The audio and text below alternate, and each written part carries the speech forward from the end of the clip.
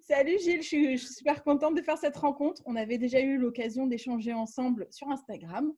Et là, je me suis dit, j'ai envie de partager plus largement aussi sur ma chaîne YouTube, etc., de te faire connaître, savoir ce que tu fais. J'ai plein de questions pour toi. Tu peux te présenter rapidement? Oui, merci. Moi, je suis vraiment ravi, Aurélie. Je te remercie pour cette invitation. Vraiment ravi pour cet échange. Donc, je m'appelle Gilles Vaquier de la Baume. J'ai créé Atelier du futur papa il y a 6 ans de cela. C'est une nouveauté mondiale qui permet aux futurs nouveaux papas de se préparer à la parentalité. Voilà, entre papas, pour Oui. les papas, par un papa. Tu as raison de le préciser parce que c'est bien que c'est dans la sphère intime entre hommes. Et donc, du Oui. coup, on se livre peut-être plus facilement que si c'était voilà, une femme qui animait peut-être. Bah, bien sûr, bah oui, bah oui, bah oui. C'est aussi pour ça, c'est vrai que ce que tu dis est bien juste, parce que c'est ce qui fait qu'en fait, eh bien, les hommes viennent plus librement Mm. et aussi, une fois sur place, se livrent plus facilement, étant donné que je suis un homme et en même temps, je ne leur fais pas la morale, je ne suis pas un professeur. On est là pour échanger parce qu'on parle de la vie, on parle de quelque chose quand même qui est absolument incroyable, dont moi, je n'ai pas les tenants et les aboutissants de la question non plus. Donc voilà, le but, c'est de transmettre voilà, de mon expérience, de mes connaissances, et puis aussi de profiter de eux, de ce qu'ils ont à me dire également aussi, parce que moi, j'apprends aussi beaucoup de choses. Voilà, donc c'est génial, c'est fort, c'est puissant, c'est fort en émotion, et on repart bien, bien gonflé à bloc, et puis serein aussi, beaucoup plus serein pour Donc là, tu les as autres événements. essentiellement des futurs papas qui arrivent et peu importe que ce soit un premier, deuxième, troisième, ils arrivent ou c'est souvent pour les C'est premiers bébés. souvent pour les premiers, Aurélie. Oui, c'est souvent pour les premiers. Oui, oui. Et puis, c'est vrai qu'après, ben, des fois, il y a des papas qui ont été papas il y a 6 ans de cela, et puis ils viennent pour. C'est les conjointes là, qui l'envoient pour une mise à jour. Allez, Vas-y, vas-y. Peut-être que tu as oublié des trucs. c'est ça. Ok, ça roule. Et du coup, les papas, quand ils arrivent comme ça, ils te font part de leurs problématiques ou de ce qui leur... Ils ont peut-être des peurs particulières quand ils arrivent ou... Alors, au début, non, parce que ben, il faut que l'ambiance se détende, parce que c'est particulier, parce que personne ne se connaît. Donc, je fais tout Mm. justement pour que ben, il y ait cette dynamique pour la journée qui va, qui passe extrêmement vite. Et puis, c'est vrai qu'au fur et à mesure du temps, ben, ça va mieux. On prend un petit café ensemble, on discute. Je commence aussi à leur donner des petits tips, des choses qui vont vraiment leur être utiles pour leur avenir proche. Ils voient qu'on fait ça dans la bonne humeur, que ce n'est pas un professeur qui va leur prendre la tête, leur faire un cours, et que je ne leur fais pas moi aussi de mes ratés, voilà, de mes peurs aussi, de mes craintes, voilà, et puis en même temps, je leur donne des vraies choses concrètes à utiliser. Et puis du coup, ben, après, la parole se délie. Et là, effectivement, ben, j'ai la chance d'être ben, leur confident, voilà, privilégiés pour toutes ces choses qui leur passent à travers la tête. Ça peut aussi être d'ordre de la sexualité, parce que nous, les hommes, on ne va pas oser en parler à notre conjointe, par exemple, ces craintes-là, et encore moins à un ami, encore moins à un collègue de bureau. Donc, c'est vraiment quelque chose qui est complètement fermé sur cette question type de la sexualité, où là, justement, ben, il y a des interrogations. Donc, on échange ensemble là-dessus. Et puis, voilà, de manière informelle. Voilà, donc c'est ça qui est sympa, quoi. Oui, oui, il y a cette liberté de parole, mais tu sais qu'il y a aussi beaucoup de futures mamans qui vont écouter cette vidéo et qui se disent qu'est-ce que j'aimerais bien être la petite souris pour savoir un peu. Alors, Ben oui. évidemment, sans nommer quiconque, mais les problématiques quand même qui reviennent souvent parce qu'en fait, on se met à la place de la maman qui écoute, là, tu vois, la future maman qui est là et Ouais. il y en a beaucoup qui me disent j'ai l'impression qu'il ne s'investit pas ou qu'il ne comprend pas ce dont j'ai besoin. J'ai l'impression qu'il passe à côté de la grossesse, qu'il n'y a pas vraiment de lien avec le bébé. Alors, c'est des choses qui arrivent régulièrement, tu vois, les retours que j'ai. Et comment est-ce que, de leur côté, ils vivent ça comment? Est-ce que vraiment ils se sentent à part et ils n'ont pas forcément envie d'aller prendre contact ou ils ne savent pas trop quoi apporter? Oui, c'est ça. C'est-à-dire qu'en fait, il ne sait pas quelle direction prendre, il ne sait pas quoi faire de manière générale. Et moi, le premier, la première fois que ça m'est arrivé. Et puis surtout, il n'ose pas. Voilà. Et il faut savoir que l'homme, alors pour toutes les mamans justement qui nous écoutent, quelque chose de vraiment concret, ce sera de leur apporter beaucoup de considération parce que l'homme, d'une manière générale, a besoin de considération et qui plus est dans cette période de la parentalité qui est en fait un grand changement, cette parentalité naissante qui va, j'allais dire, ben, bousculer toutes les fondations de notre construction. Donc, ben, au contraire, de leur apporter énormément considération parce qu'en fait, il faut quand même avoir en conscience qu'il y a la paternalisation et la maternalisation. Donc, moi, ce que je me plais à leur dire en atelier, c'est qu'on ne devient pas papa parce qu'on a un papier, on ne devient pas papa parce qu'on a un enfant. Ah bon, qu'est-ce que c'est que ça? On devient papa, on s'approprie le rôle psychologiquement grâce à la maman. Et c'est la même chose en sens inverse. C'est-à-dire qu'il ne suffit pas donc de se dire j'ai un enfant ou j'ai un document. C'est vraiment par le fait que votre conjoint va t'apporter des compliments descriptifs sur la nouvelle personne que tu es devenue, qui fait que tu vas t'approprier le rôle psychologiquement. Et ensuite, ben comme j'allais dire un acteur au cinéma, tu ne joues pas quelque chose qui est extrêmement particulier, qui est loin de toi, sans le travailler, au niveau psychologique déjà, sans lire les profils. Ben, c'est un petit peu la même chose. Et en fait, ben, quand on s'approprie le rôle psychologiquement, ensuite, eh bien, on est dans le physique, dans les actes. Et c'est important, donc, du coup, d'avoir conscience de ça, paternalisation, maternalisation, et que eh bien, la maman puisse eh bien, lui faire des compliments descriptifs sur la nouvelle personne qu'il est devenu. Ah, par exemple, j'apprécie, je vois que tu surveilles à chaque fois, je vois que tu portes de l'intérêt à chaque fois qu'elle pleure, je vois que tu réagis bien, je vois que voilà, peu importe. Mais c'est ça qui fait que on se dit, ah ben tiens, je suis bien dans le rôle, ah ben, ça me convient, c'est bien. Et du coup, on a tendance à en faire plus et ça crée une dynamique de vie de famille. Voilà, donc c'est un point important. Autant pour elle que pour lui, du coup, parce elle Exactement. découvre aussi son scénario quelque part. Hein, si c'est Oui, son tout à premier fait. bébé, d'autant plus. Tout à Donc, fait, du oui, coup, elle exactement. attendrait aussi à ce que son homme dise, je Oui, vois que, effectivement, voilà. La manière dont tu le prends, c'est vraiment avec beaucoup de délicatesse. Dis donc, voilà, il faut vraiment y aller à fond, pousser là-dessus à fond sur le compliment descriptif. Pas juste, oh, ben, t'es super. Voilà, faut décrire comme avec l'enfant pour qu'elle prenne conscience, en fait, par le miroir du conjoint, comment dirais-je, de tous les aspects positifs de la nouvelle personne qu'elle est devenue. ouais, je Et comprends. ça, on s'approprie le rôle psychologiquement et ensuite on va forcément s'améliorer dans la manipulation, dans le savoir-faire en fait. Voilà. Et ce contact avec le bébé, du coup, parce qu'elle dit souvent, il vient, il met la main sur le ventre, mais pas plus, tu vois, souvent, Et j'ai quelques petites déceptions ou frustrations, on va dire, des mamans qui se disent, qu'est-ce que t'en penses, toi? oui, parce qu'on en revient à ce que je te disais juste avant, c'est-à-dire que le père n'ose pas. Hein, déjà, moi, avec un petit nourrisson en atelier, ils n'osent pas. Ouais, c'est la question d'oser. Voilà, on n'ose pas. Et c'est vraiment ça, en fait, qui va caractériser l'homme d'une manière générale. Et moi, le premier, la première fois que ça m'est arrivé, et la phrase qui revient le plus souvent, qui va faire écho à ce que tu viens de dire, c'est des hommes, on a peur de casser le bébé. Vraiment, voilà. Donc, du coup, on n'ose pas. C'est vraiment ça qui revient. Et du coup, je leur apprends, voilà, il faut le tenir fermement mais pas fortement, la position de l'avion, comment lui faire l'euro, les positions qui apaisent, parce qu'ils voilà, ils n'osent pas franchir ce Rubicon, si j'ose dire, de peur que… Voilà, Oui, oui, là, et là, tu c'est parles masculin. après l'accouchement, effectivement. Et pendant la grossesse, ils te disent que pour eux, le bébé, ils ont du mal à conceptualiser le bébé dans le ventre, etc. Ah oui, tout à fait. Ah oui, oui, c'est très difficile. Hein. C'est vrai qu'il y a un cheminement pour la maman, physiologique, psychologique, alors que le papa, lui, il devient brutalement papa d'une seconde à l'autre. Et ils ont Ou beaucoup de presque. mal on leur met le bébé dans les bras, tiens, oh mince. Ils ont beaucoup de mal comment dirais-je, à conceptualiser la chose. Et moi, le premier, quoi. C'est vraiment, tu dis, oh là là, qu'est-ce que ça va être, qu'est-ce qui va se passer, puis tout compte te fait.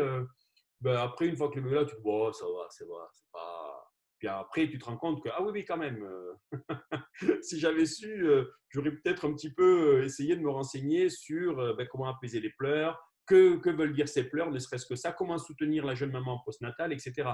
Mais il y a une manière un peu qui est très, très typique à l'homme, un peu moi le premier, hein, de surestimer la situation et de se dire, de toute façon, c'est pas ce petit être de 50 cm qui va changer ma vie. Hein. Moi, je vais gérer la situation, je vais, t'inquiète, on gère, il n'y a pas de souci. Et puis après, on se rend compte au final que quand tout ça voilà, en post-natal, eh bien, on se rend compte que, oulala, c'est vrai que, comme je te disais, par rapport aux cris, aux positions, comment le manipuler, tout compte fait, il y a mille et une questions qui s'abattent sur vous en très peu de temps Oui. et c'est très déstabilisant. Voilà, qui plus est pour les hommes qui, eux, comment dirais-je, arrivent complètement nouveaux dans cette vie. Quoi. Donc, Voilà, donc c'est très perturbant pour un homme, du coup. C'est d'autant plus perturbant. D'où l'intérêt de participer, par exemple, à un atelier de préparation à la paternité. Voilà. Ouais, il y a quelque chose qui me vient aussi, Gilles, c'est que depuis des décennies, on dit souvent que l'homme est à l'extérieur, il doit travailler, il doit, tu sais, c'est Oui, l'homme qui va chasser et la femme qui reste au foyer, qui s'occupe gentiment des repas et des enfants. Et il y a quand même un changement de place important, entre guillemets, parce que là, l'homme se sent quand même plus concerné, il a envie s'investir différemment. Et en même temps, je pense qu'il y a une ambivalence, c'est-à-dire ce désir quand même de sortir et d'aller chasser, et en même temps ce désir de s'investir différemment. Ils sont un peu tiraillés, tu le sens ça, ce tiraillement ou oui, pas?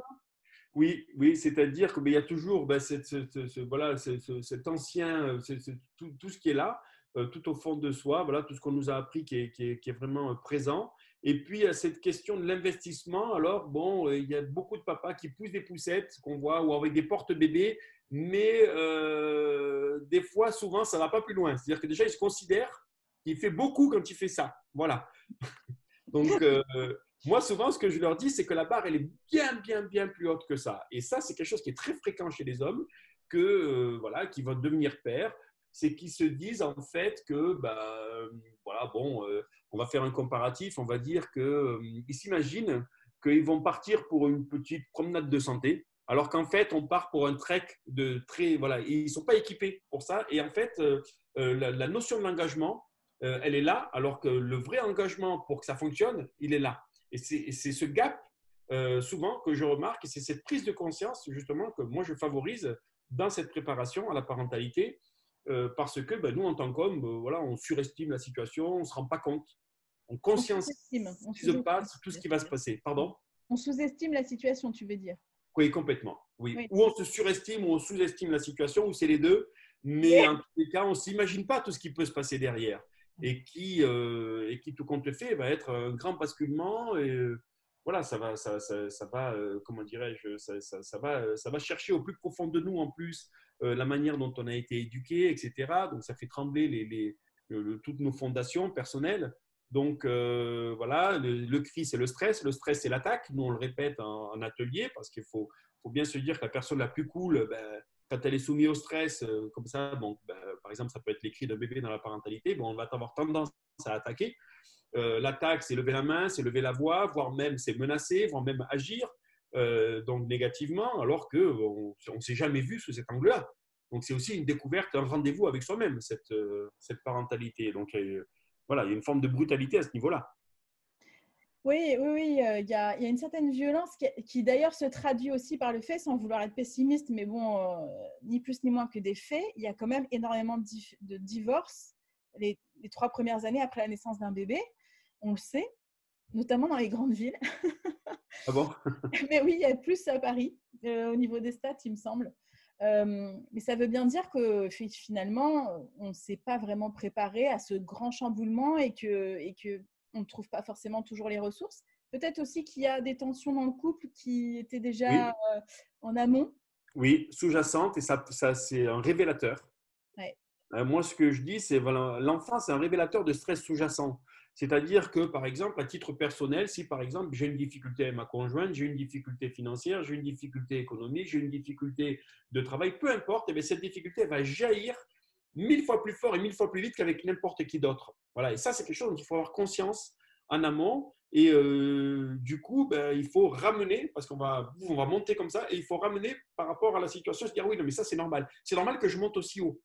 Voilà, donc du coup, je vais avoir forcément une réponse qui va être inadaptée par rapport à la réalité de la situation. Donc ça, c'est une prise de conscience. Ah bon, hop, et que je m'applique à moi-même, hein, parce que des fois, je vais surréagir alors que la situation ne mérite pas ça, si j'ose dire. Et ça fait partie des choses dont on parle entre hommes, dont on traite ces questions-là, parce que ben, en avoir conscience, c'est déjà pouvoir agir le jour où ça va arriver. Alors que, ben, par exemple, moi souvent je prends cet exemple, je dis, ben voilà, il est devant la porte, il a décidé que ce matin il ne voulait pas aller à la crèche, il vous dit non. Quand on a du stress sous-jacent, parce qu'imaginons qu'on ait un rendez-vous avec son patron pour une promotion ou pour un rendez-vous, juste peu importe, avec des difficultés dans le couple en ce moment, ben, tout ça, ça va sortir en moins d'un quart de dixième de seconde.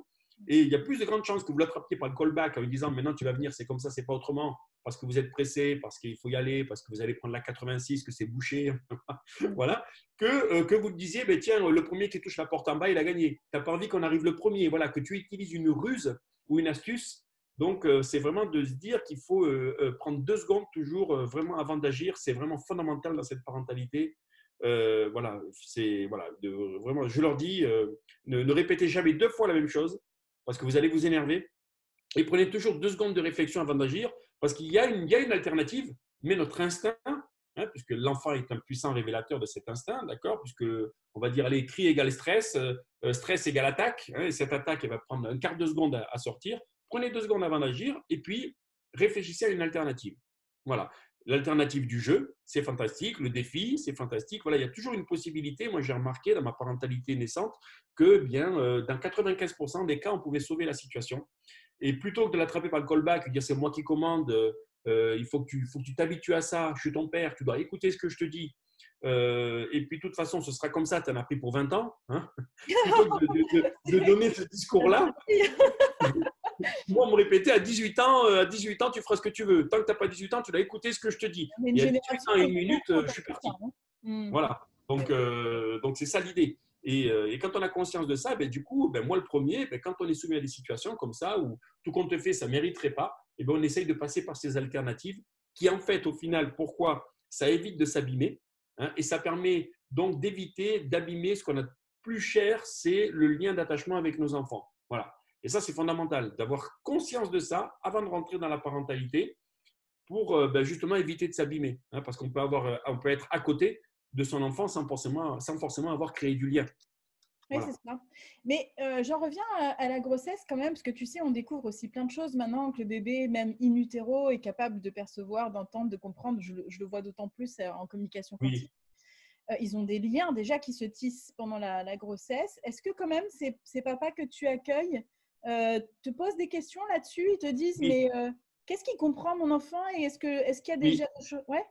Alors ça, c'est très juste ce que tu dis là, parce que c'est quelque chose qui est nouveau depuis 6 mois. Ça, Oh! oui, ça n'existait pas avant de mon côté. Voilà, il n'y avait pas de questions, ou très peu, très rarement de ce côté-là. Voilà. Et là, maintenant, depuis 6 mois, c'est qu'est-ce que je peux faire in utero? Est-ce que je dois lui parler? Tu crois que ça sert à quelque chose? Voilà. Et ça, c'est fondamental de leur dire qu'effectivement, avec le nourrisson, il faut communiquer au maximum. Hein. Il faut que l'enfant comprenne qu'il est dans une triade. Hein. Donc, il y a la voix du papa, la voix de la maman, les gestes du papa, les gestes de la maman, et que donc il n'ait pas le désir exclusif de sa maman. Et il y a bien, voilà, il y a deux personnes qui vont donc s'en occuper. Et c'est vrai que nous, on aurait tendance à se dire, bah, ça sert à quoi, on a l'impression d'être un peu bête en faisant ça, si j'ose dire. Alors qu'en fait, pas du tout. Au contraire, c'est déjà utile de le faire. Et je ne sais pas si tu as vu, mais il y a une photo que je pourrais te communiquer, d'un papa qui avait beaucoup, beaucoup parlé à son enfant in utero. Et ensuite, eh ben, à l'accouchement, il y a eu un échange d'un sourire, mais absolument énorme avec le papa dès qu'il a entendu sa voix. Ouais. Donc, ne serait-ce que pour ce premier échange-là, pour ce premier magnifique sourire qu'il va vous adresser, voilà, n'hésitez pas à lui, comment dire, à communiquer avec lui, quoi. Et c'est vrai ce que tu dis, ça c'est vraiment de plus en plus maintenant, même si on peut dire qu'il entend le son comme si on était nous sous l'eau et qu'on entendait du bruit, par exemple, hein, moi c'est ce que donc le docteur Canamera m'avait expliqué, mais quand même on distingue la maman, on distingue le papa, on distingue ce qui se passe, donc il faut commencer à créer du lien au plus tôt, au final, et qui plus est pour le papa, parce que la maman elle a un crédit d'office, hein, encore heureux, elle l'a porté, mais le papa, lui, il n'a pas ce crédit d'office. Donc, il doit aller vraiment chercher cette position, créer cette place pour créer du lien le plus tôt possible. Voilà.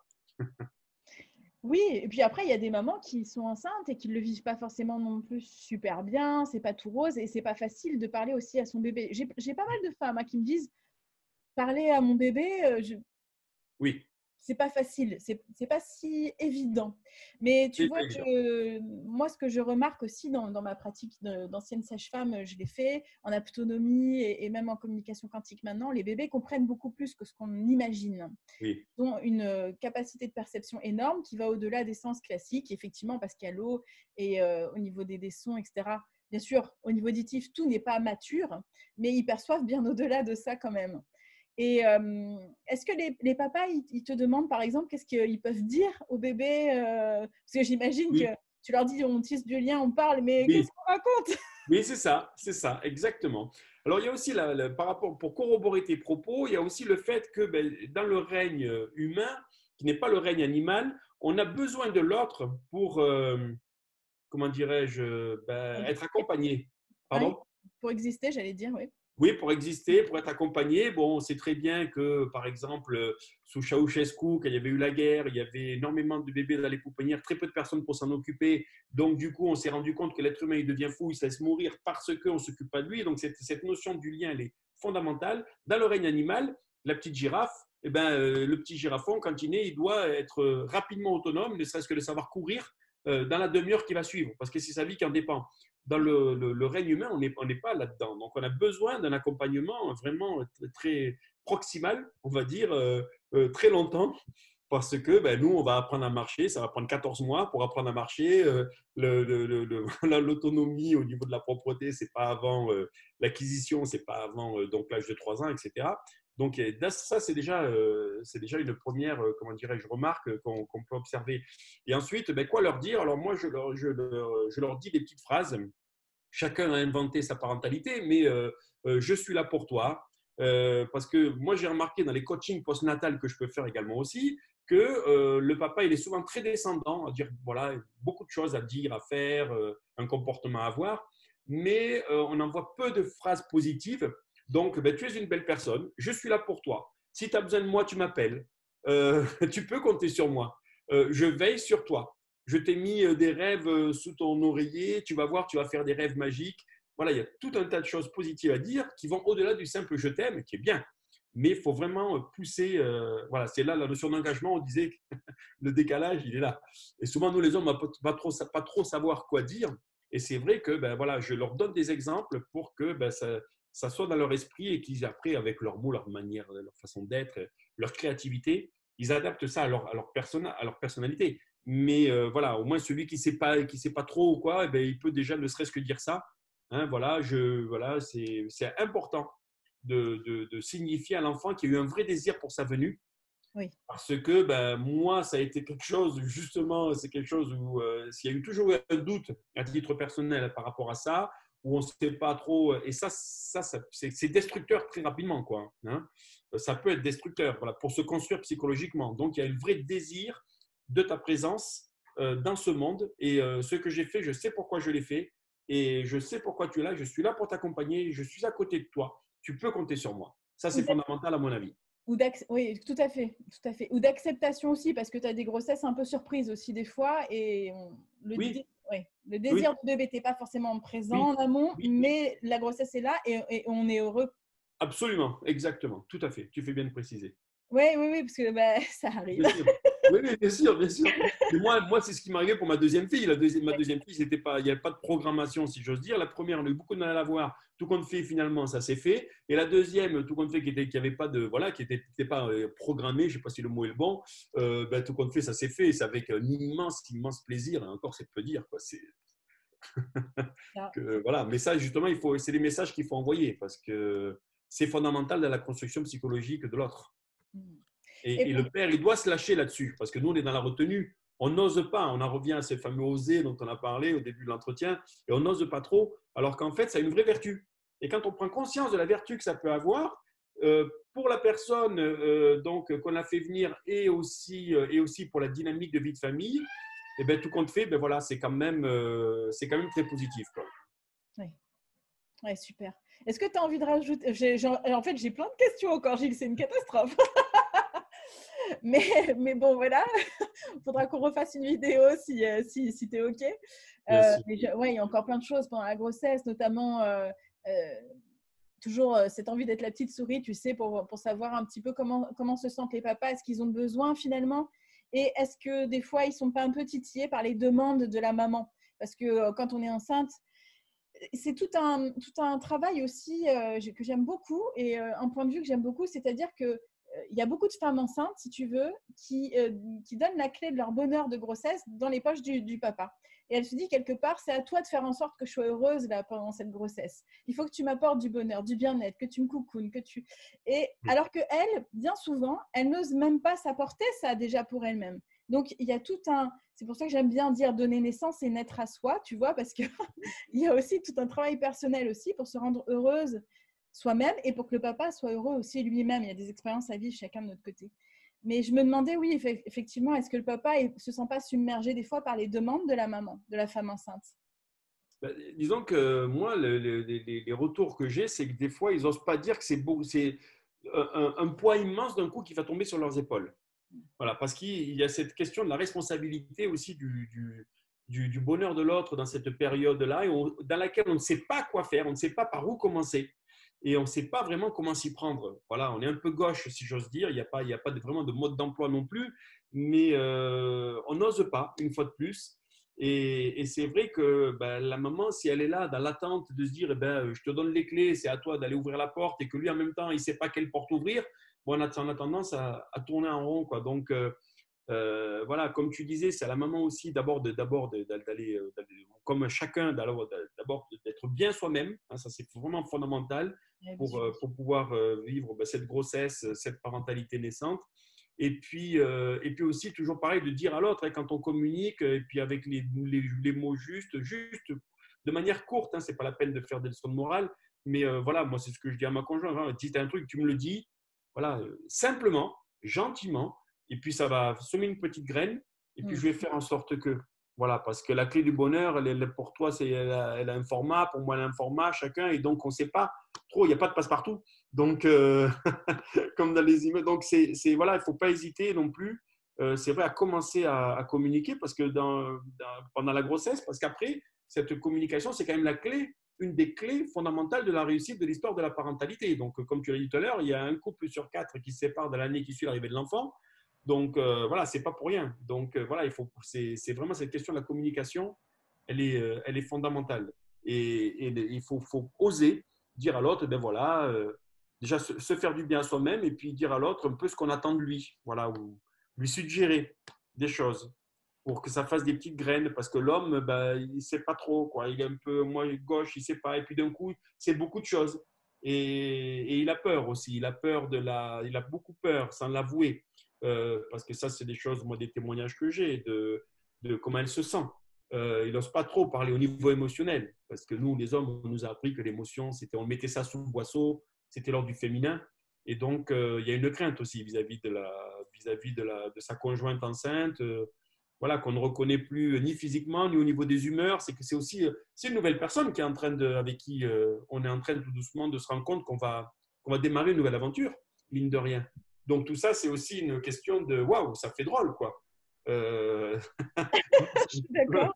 C'est passé, dit ah mince, ah oui, d'accord, ok, donc physiquement, c'est plus la même, mentalement, c'est plus la même parce qu'elle se prépare à devenir maman. Une maman qui n'est pas maman, une femme qui est maman, c'est pas la même personne. Voilà, forcément, il y a le côté plus protecteur, le côté avenir, le côté.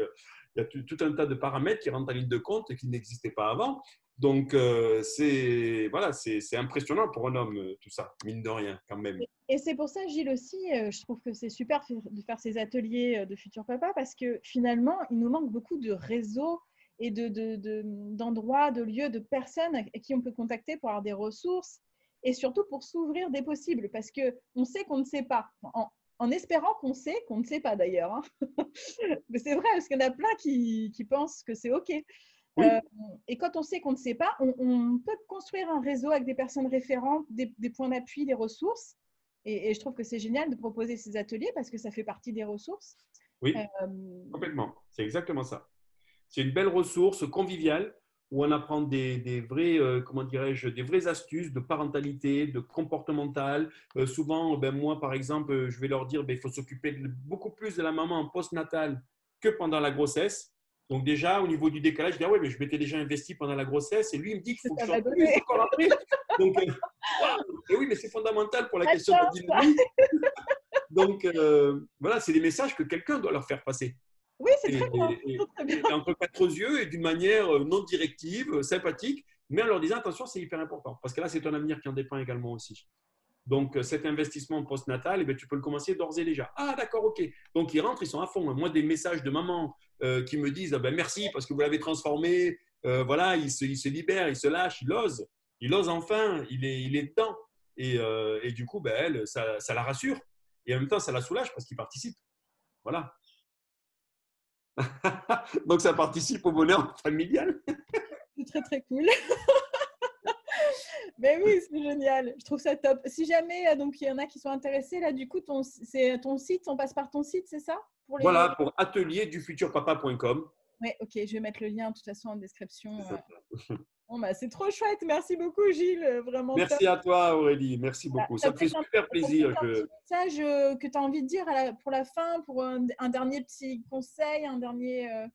Ah, ben, on va dire, ben, franchement, voilà, pour les mamans, oser leur dire, voilà, les mamans, oser leur dire des petites choses comme ça, courtes, des petits tips en leur disant, voilà, j'aimerais que, et puis pendant la grossesse, une fois que le bébé est là, ben, dites-leur le nouveau papa qu'il est devenu, voilà, le nouvel homme qu'il est devenu.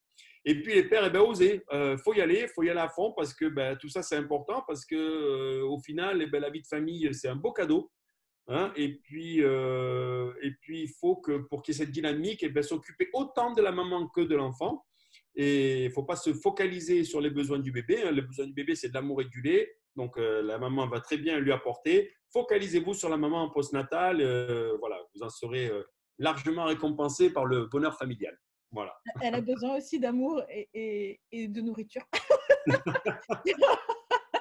Mais oui, c'est super. Je te remercie. Faites-lui des bons petits plats. Voilà, soignez votre conjointe. Ouais. Voilà. Trop bien. Merci beaucoup, Gilles. Trop bien.